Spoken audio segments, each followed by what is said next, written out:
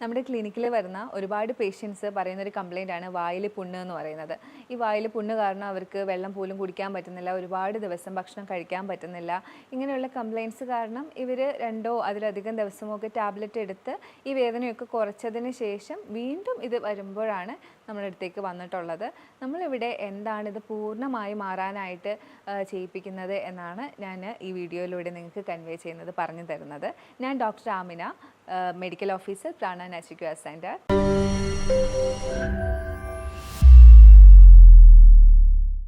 നമ്മുടെ പേഷ്യൻസ് ചോദിക്കുന്ന ഒരു കാര്യമാണ്, നമ്മുടെ ഈ വയറിലെ പുണ്ണ് കാരണമാണോ വായിൽ പുണ്ണ് വരുന്നത് എന്നുള്ളത്. വായിൽ പുണ്ണ് വരാനായിട്ട് വയറിലെ പുണ്ണ് കാരണമാകാം, എന്നിരുന്നാലും വേറെ ഒരുപാട് കാരണങ്ങൾ കാരണം നമുക്ക് വായിൽ പുണ്ണ് വരാം.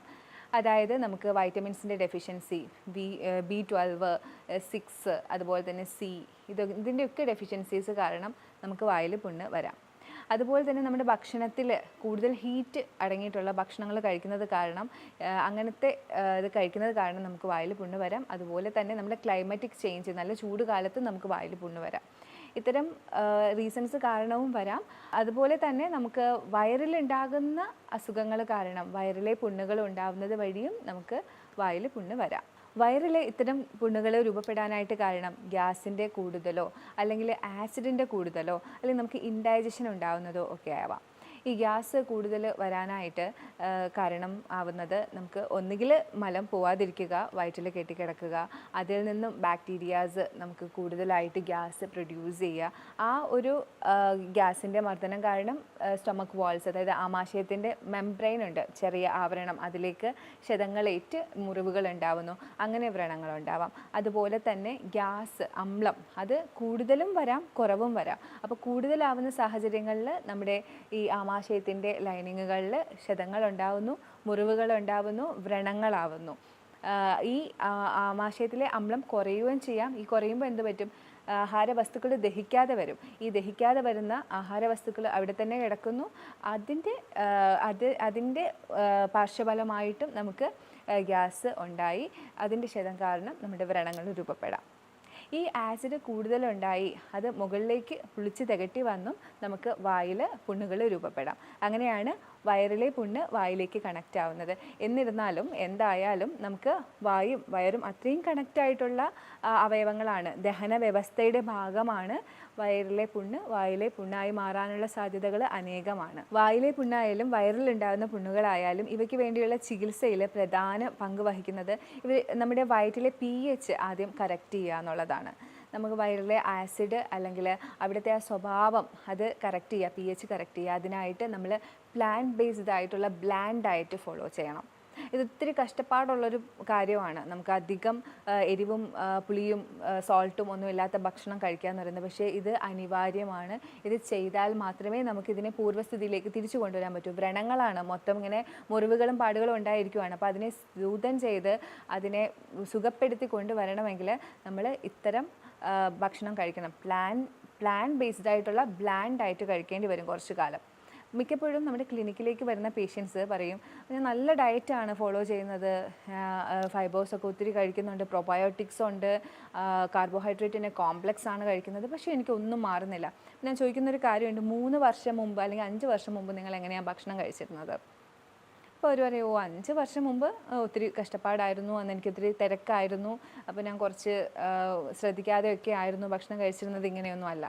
അപ്പോൾ ഇത്രയും കാലം കഴിച്ചിരുന്ന അതിൻ്റെ ഒരു ആഫ്റ്റർ എഫക്റ്റ് ആയിട്ട്, നിങ്ങളുടെ ജീവിതശൈലിയിലുണ്ടായിരുന്ന ആഫ്റ്റർ എഫക്റ്റ് ആയിട്ടാണ് ഇപ്പോൾ ഒരു ഇത് വന്നിരിക്കുന്നത്.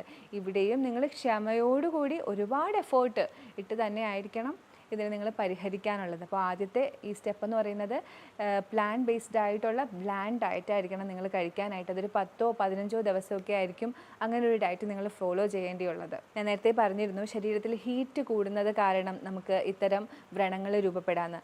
അങ്ങനെ വ്രണങ്ങൾ ഹീറ്റ് കൂടുന്നത് കാരണം രൂപപ്പെടുന്നത് കൊണ്ട് തന്നെ നമുക്ക് തണുപ്പുള്ള ഭക്ഷണങ്ങൾ ശരീരത്തിലേക്ക് സപ്ലൈ ചെയ്യുന്നത് കാരണം ഇത്തരം വ്രണങ്ങൾ നമുക്ക് കുറഞ്ഞു കിട്ടും. തണുപ്പുള്ള ഭക്ഷണങ്ങളായിട്ടുള്ള തൈര് കഴിക്കുക, കരിക്ക് കുടിക്കുക, പിന്നെ ഫ്രൂട്ട്സ്, ആൽക്കലിക് വെജിറ്റബിൾസിൻ്റെ ഫ്രൂട്ട്സ്, ജ്യൂസ് ഒക്കെ കഴിക്കുന്നതിലൂടെ നമുക്ക് വയറിനെ തണുപ്പിക്കാനും അതിനോടനുബന്ധിച്ച് നമുക്ക് വ്രണങ്ങളെ കുറച്ചെടുക്കാനും പറ്റും. പിന്നെ കുറച്ച് ആപ്ലിക്കേഷനൊക്കെ ഉണ്ട് തണുപ്പിക്കാനായിട്ടുള്ള, അതൊക്കെ ഞാൻ വരുന്ന ഇതിൽ പറയുന്നതായിരിക്കും. നല്ല ബാക്ടീരിയകളുടെ അഭാവം മൂലം നമുക്ക് ഇത്തരം വ്രണങ്ങൾ രൂപപ്പെടാം. അങ്ങനത്തെ സാഹചര്യങ്ങളിൽ നമ്മൾ നല്ല ബാക്ടീരിയകളെ സപ്ലൈ ചെയ്യണം. അപ്പോൾ അങ്ങനെ വരുമ്പോൾ നമ്മൾ പ്രോബയോട്ടിക്സ്, എല്ലാവർക്കും കേട്ട് സുപരിചിതമായിട്ടുള്ളൊരു കാര്യമാണ് ഈ പ്രോബയോട്ടിക്സ് എന്ന് പറയുന്നത്. ഒരുപാട് സ്റ്റഡീസ് നടക്കുന്നതാണ്. അപ്പോൾ പ്രോബയോട്ടിക്സിൻ്റെ സപ്ലൈ ചെയ്യുന്നത് നമുക്ക് പഴങ്കഞ്ഞിയിലൂടെയോ തൈരിലൂടെയോ അല്ലെങ്കിൽ ഫെർമെൻറ്റ് ചെയ്ത ഫ്രൂട്ട് വെജിറ്റബിൾ അതിലൂടെയോ അല്ലെങ്കിൽ നമുക്ക് അലോവേര ഫെർമെൻ്റ് ഒക്കെ ഇപ്പോൾ മേടിക്കാൻ കിട്ടും. അങ്ങനെയൊക്കെ നിങ്ങൾക്ക് പ്രോബയോട്ടിക്സ് നിങ്ങൾക്ക് സപ്ലൈ ചെയ്ത് കൊടുക്കാം. അല്ലാതെ സപ്ലിമെൻറ്റ്സും ഇന്ന് വിപണിയിൽ അവൈലബിൾ ആണ്. അങ്ങനെ എന്ത് ആയാലും നിങ്ങളൊരു വിദഗ്ധമായ ഡോക്ടറിൻ്റെ ഒരു സഹായത്തോടു കൂടി മാത്രം ഇത്തരം കാര്യങ്ങൾ ചെയ്യുക. അപ്പോൾ ഇത്തരം പ്രോബയോട്ടിക്സ് നിങ്ങൾക്ക് സപ്ലൈ ചെയ്ത് കൊടുക്കാവുന്നതാണ്. പിന്നെ ഇത്തരം കണ്ടീഷൻസ് വരുന്ന സമയങ്ങളിൽ നിങ്ങൾക്ക് ചെയ്യാവുന്ന ഒരു കാര്യമാണ് നീം ലീഫ്, വേപ്പിലയും ടെർമറിക്കും പച്ചമഞ്ഞളും അരച്ചിട്ട് ഒരുമിച്ചല്ല, പച്ചമഞ്ഞളിൻ്റെ ഉണ്ടയും നീം ലീഫിൻ്റെ വേപ്പിലയുടെ ഒരു ചെറിയ ഉണ്ടയും ഒക്കെ നിങ്ങൾ കയ്യിൽ കരുതി അത് രാവിലെ കഴിക്കുക, രാവിലെ വെറും വയറ്റിൽ. ഇത് നിങ്ങൾക്ക് വയറ്റിലുള്ള ഈ അണുക്കളെ നശിപ്പിക്കാനും അതുപോലെ തന്നെ നിങ്ങളുടെ മുറിവുകളെ സുഖപ്പെടുത്താനും സഹായിക്കും. അപ്പം അതൊരു 10 ദിവസം കഴിച്ചതിന് ശേഷം നിർത്തുക. ഏതൊരു ആയുർവേദ കണ്ടൻറ്റുള്ള മെഡിക്കേറ്റഡ് ആയിട്ടുള്ള ഒരു കാര്യം നിങ്ങൾ കഴിക്കുമ്പോഴും നിങ്ങളൊരു ഗ്യാപ്പ് എടുക്കുക, 10 ദിവസം കഴിച്ചതിന് ശേഷം നിർത്തുക കാര്യം, അല്ലെങ്കിൽ നിങ്ങൾക്ക് ബോഡിയിൽ അതിൻ്റെ കണ്ടൻസ് കൂടുതലായിട്ട് വരും. അപ്പോൾ അങ്ങനെ തന്നെ നിങ്ങൾ ചെയ്യുക. അതുപോലെ തന്നെ നിങ്ങൾക്ക് കഴിക്കാവുന്നതാണ് കറ്റാർവാഴ. നിങ്ങൾ എല്ലാവരും കേട്ടിട്ടുണ്ടാകും, നമ്മുടെ വീടുകളിലൊക്കെ നട്ട് പിടിപ്പിച്ച് നമ്മൾ വളർത്തുന്ന കറ്റാർവാഴയുടെ ജ്യൂസ് നിങ്ങൾ കഴിക്കുകയാണെങ്കിൽ നിങ്ങൾക്ക് ഈ ഒരു വൂണ്ട് ഹീലിംഗ് പെട്ടെന്ന് നടക്കും. പഠനങ്ങൾ ഒരുപാട് ഉണ്ട് ഇതിൻ്റെ. നമ്മുടെ മുറിവുകൾ പെട്ടെന്ന് തന്നെ സുഖപ്പെടും. അപ്പോൾ കറ്റാർവാഴ നിങ്ങൾക്ക് ഉപയോഗിക്കാം. അതുപോലെ തന്നെ ഈ കറ്റാർവാഴ നിങ്ങൾക്ക് മൗത്ത് അൾസേഴ്സിൽ അപ്ലൈ ചെയ്തും കൂടി കൊടുക്കാം കേട്ടോ. വയറിലുള്ള അൾസേഴ്സ് മാറാനായിട്ട് നമ്മൾ കുറച്ചധികം കാര്യങ്ങൾ ശ്രദ്ധിക്കണം. അതിനകത്ത് നമ്മൾ കോംപ്ലക്സ് കാർബോഹൈഡ്രേറ്റ്, നല്ല കാർബോഹൈഡ്രേറ്റ് അടങ്ങിയിട്ടുള്ള ഭക്ഷണങ്ങളായിട്ടുള്ള നവധാന്യങ്ങൾ കൂടുതൽ കഴിക്കുക. അതായത് മില്ലറ്റ്, അതുപോലെ റാഗി, തിന, ഇതൊക്കെ നിങ്ങൾ കൂടുതൽ കഴിക്കുക. ബ്രാനുള്ള നമ്മുടെ ബ്രൗൺ റൈസൊക്കെ കഴിക്കുക, നന്നായി വേവിച്ച് കഴിക്കുക. അതുപോലെ തന്നെ വെള്ളം കണ്ടൻറ്റുള്ള ഗോഡ് വെറൈറ്റീസ് ഓഫ് വെജിറ്റബിൾസ് നന്നായി വേവിച്ച് കഴിക്കുക. ക്യാബേജ് നല്ലതാണ്, കോളിഫ്ലവർ, ബ്രോക്കോളി ഒക്കെ നിങ്ങൾക്ക് വളരെ നല്ലതാണ്. അതുപോലെ തന്നെ നിങ്ങൾ കൂടുതൽ ഫ്ലെവനോയിഡ്സും ആൻറ്റി ഓക്സിഡൻസും അടങ്ങിയിട്ടുള്ള ആപ്പിൾസ്, ബെറീസ് ഒക്കെ കഴിക്കുക. നിങ്ങളെ വയറ്റിനെ സൂതൻ ചെയ്യാനും ഈ മുറിവുകൾ പെട്ടെന്ന് ഉണങ്ങാനും നിങ്ങൾക്ക് സഹായിക്കും. ക്യാരറ്റ് ജ്യൂസ് ഇത്തരം സാഹചര്യങ്ങളിൽ എടുക്കുന്നത് വളരെ നല്ലതാണ്. കാരണം ഇത് സൂതനിങ് എഫക്റ്റ് ഉള്ള ഒരു ജ്യൂസാണ് ഈ ക്യാരറ്റ് ജ്യൂസ് എന്ന് പറയുന്നത്.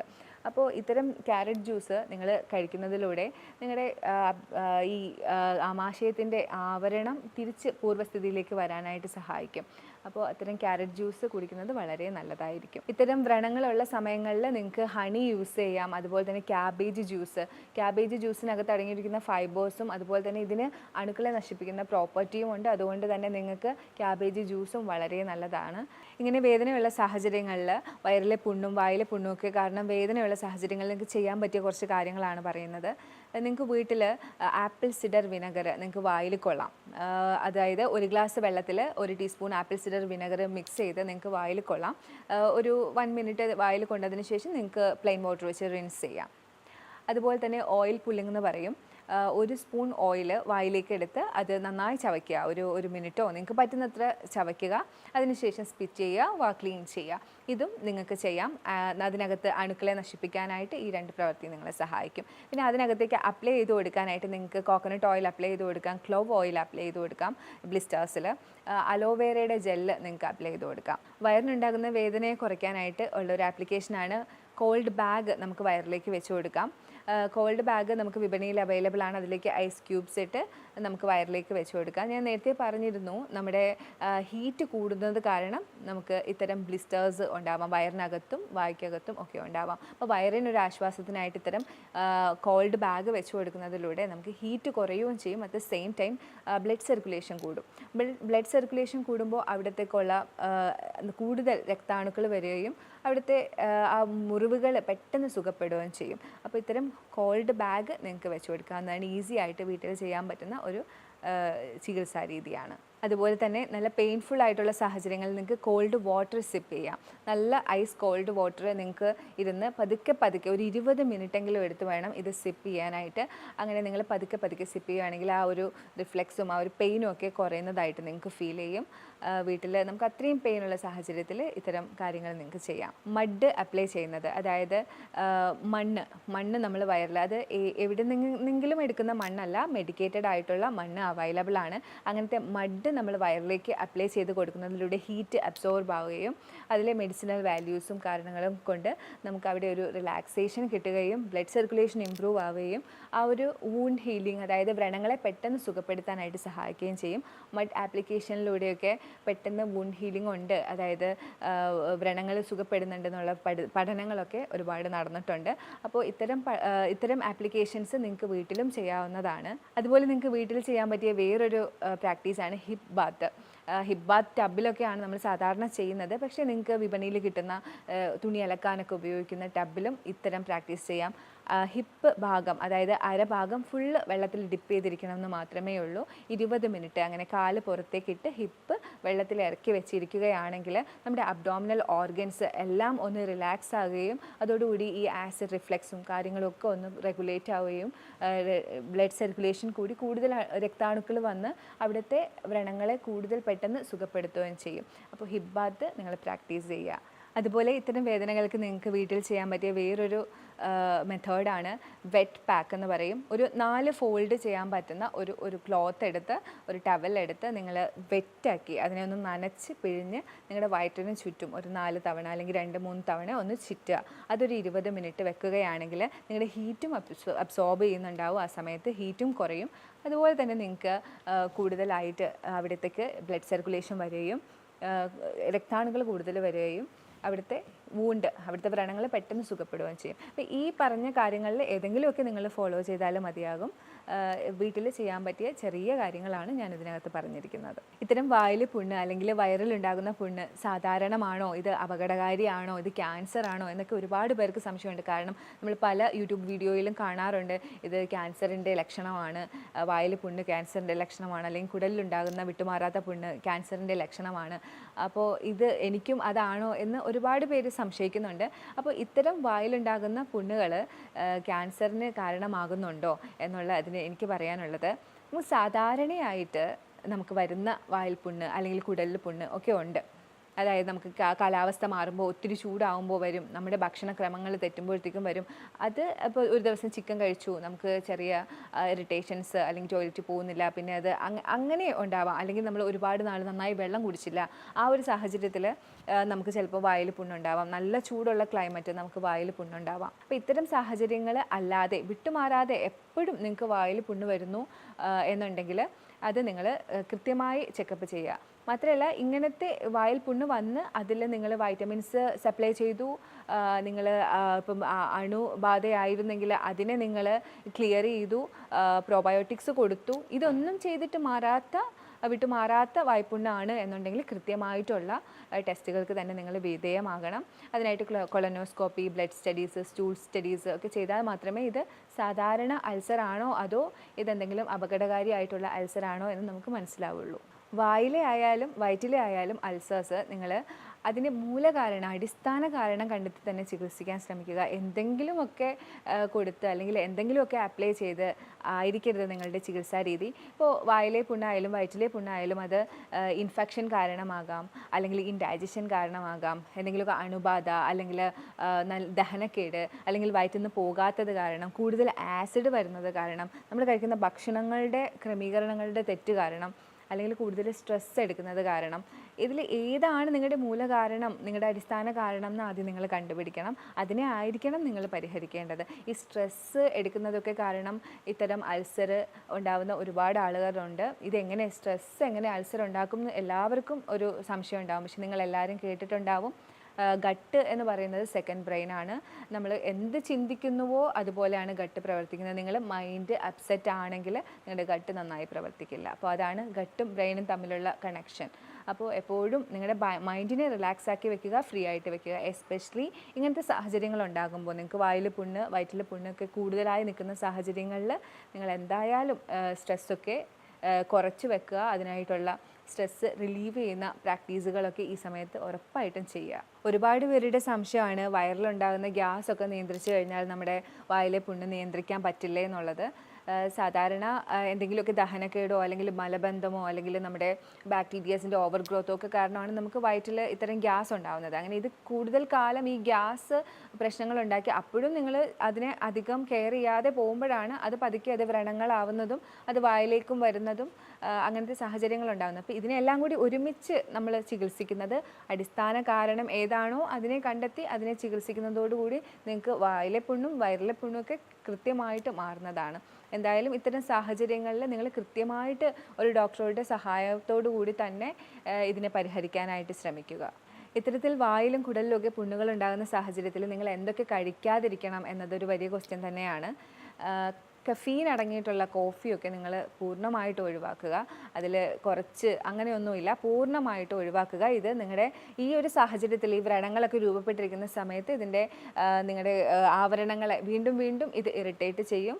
അതിനെ പൂർണ്ണമായി തിരിച്ചു വരാനായിട്ട് ഇത് അനുവദിക്കില്ല ഇത്തരം ഡ്രിങ്കുകൾ. അതുപോലെ തന്നെ കാർബണേറ്റഡ് ഡ്രിങ്ക് കുടിക്കാത്തവരുണ്ട്, എന്നാൽ കുടിക്കുന്ന ഒരുപാട് ആളുകളുണ്ട്. ഇതിനൊക്കെ അഡിക്റ്റായി പോയവർ എന്നും ഒരു കാർബണേറ്റഡ് ഡ്രിങ്ക് കുടിച്ചേ പറ്റുള്ളൂ എന്ന സാഹചര്യമുള്ളവരുണ്ട്. ഇത്തരം കാർബണേറ്റഡ് ഡ്രിങ്ക് നിങ്ങളുടെ ആവരണങ്ങളെ നെഗറ്റീവായിട്ടാണ് ബാധിക്കുന്നത്. നിങ്ങളുടെ ആവരണങ്ങൾക്ക് ഒത്തിരി കേടുപാടുകൾ കൊടുക്കും. അപ്പോൾ ആ ഒരു സാഹചര്യത്തിൽ വ്രണങ്ങൾ കൂടി ഉണ്ടെങ്കിൽ അത് പൂർവ്വസ്ഥിതിയിലേക്ക് തിരിച്ച് റിവേർട്ട് ചെയ്യാനായിട്ട് നമുക്ക് കഴിയില്ല ഇത്തരം ഡ്രിങ്കുകൾ ഇതിൻ്റെ കൂടെ കഴിക്കുന്നുണ്ടെങ്കിൽ. അതുപോലെ തന്നെ ആൽക്കഹോളിസം, നമ്മൾ ചോദിക്കും നിങ്ങൾക്ക് ഹാബിറ്റ് ഉണ്ടോ എന്ന് ചോദിക്കുന്ന സാഹചര്യത്തിൽ അവർ പറയില്ലല്ലോ ഹാബിറ്റ് ഒന്നും ഇല്ല എന്ന് പറയും. പക്ഷേ നമ്മളൊരു ബ്ലഡ് റിപ്പോർട്ട് എടുത്ത് നോക്കുമ്പോൾ നമുക്ക് മനസ്സിലാവും ലിവറിൽ SgOT PT ഒക്കെ കൂടുതലാണ്. അപ്പോൾ പിന്നെ അവർക്ക് കള്ളം പറയാൻ പറ്റില്ല, ഹാബിറ്റ് ഉണ്ടാവും. അപ്പോൾ കൂടുതൽ ആളുകളും ഇന്ന് ആൽക്കഹോൾ കൺസ്യൂം ചെയ്യുന്നവരാണ്. അതിൽ തന്നെ മദ്യപാനം കൂടുതലുള്ളവരാണ്, ഡെയിലി കഴിക്കുന്നവരാണ്. അത്തരം മദ്യപാന ശീലം ഉള്ളവരാണ് എങ്കിൽ അൾസറുള്ള സാഹചര്യങ്ങളിൽ കംപ്ലീറ്റ് ആയിട്ട് ഒഴിവാക്കുക. അതിൽ കുറച്ചെടുക്കാം എന്നുള്ളൊരു കാര്യമേ ഇല്ല, നിങ്ങൾ കംപ്ലീറ്റ് ആയിട്ട് തന്നെ ഒഴിവാക്കേണ്ടി വരും. അതുപോലെ തന്നെ ഒരുപാട് എരിവും പുളിയും ഇല്ലാതെ ഭക്ഷണം കഴിക്കാൻ പറ്റാത്തവരുണ്ട്. അതിൻ്റെ അമിത ഉപയോഗം കാരണമാണ് ഇത്തരം സാഹചര്യങ്ങളിലേക്ക് എത്തിയത്.